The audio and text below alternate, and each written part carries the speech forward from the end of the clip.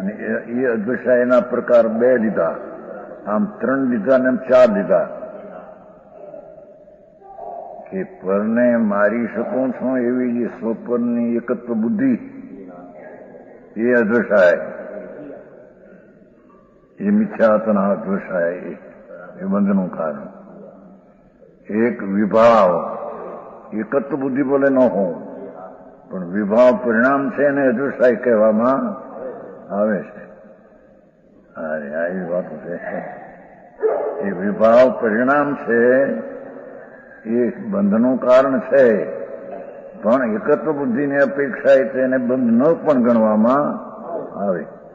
પણ પરિણામની પ્રધાનતાથી જયારે વિચારવામાં આવે તો એ વિવાહ પરિણામ પણ ભલે એને અદ્વૈતાય કહો તો પણ એ બંધનું કારણ છે. એકત્વ બુદ્ધિનો અદ્વૈતાય નહીં. સમજાણું કાંઈ બહુ વાતું ફેરમાં છે. સમજાણું? 2 અને 3 મિથ્યા અભિપ્રાય અને મિથ્યા શ્રદ્ધા, એને પણ અદ્વૈતાય કહેવામાં આવે છે.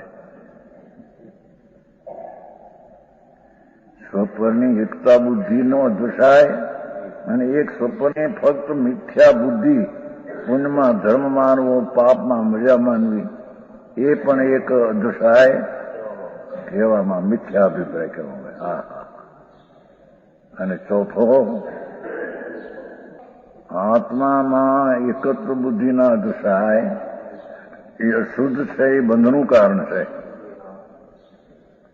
એકત્વ બુદ્ધિ રાગની સાથે, પણ જેને રાગથી ભિન્ન પ્રજ્ઞા ક્ષીણથી પ્રજ્ઞા પર્યાય દ્વારા આત્મા સાથે એકત્વ કર્યો છે, એ પણ એક અદ્વૈતાય કહેવામાં આવે છે.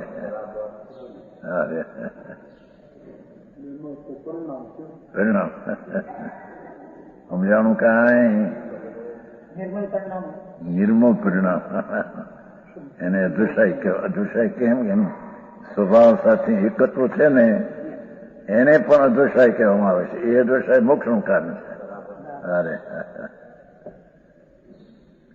આ વધારે આ તો બોલું થોડું ઓલા લોકો કે છે ને કે અદ્વૈતાય જ બંધનું કારણ નથી. એ અદ્વૈતાય એટલે એકત્વ બુદ્ધિ હોય તો બંધનું કારણ છે. એકત્વ બુદ્ધિ નથી ને કરે છે એ બંધનું કારણ નથી, એમ કે છે. મોટો ફેર. સમજાણું કાંઈ?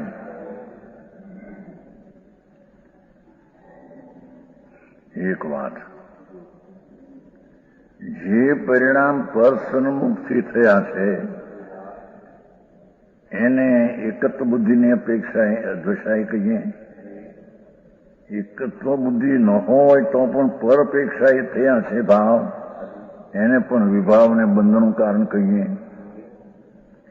અને કોઈ પણ અભિપ્રાય પરમાં સુખ છે, પુણ્યથી ધર્મ છે, પાપમાં મજા છે, એવો જે અભિપ્રાય પણ અદ્વૈતાય અને બંધનનું કારણ છે. હવે જે જ્ઞાન પર સન્મુખ હતું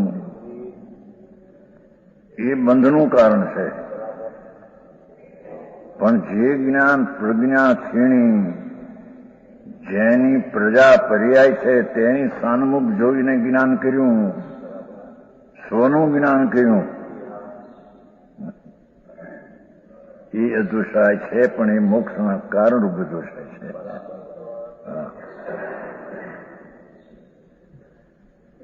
જેની વાત જેણી છે, આપનું સ્પષ્ટીકરણ હમણાં આવ્યું નથી.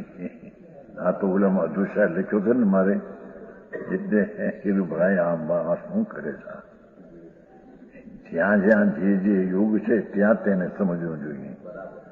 સમજાણું કાંઈ?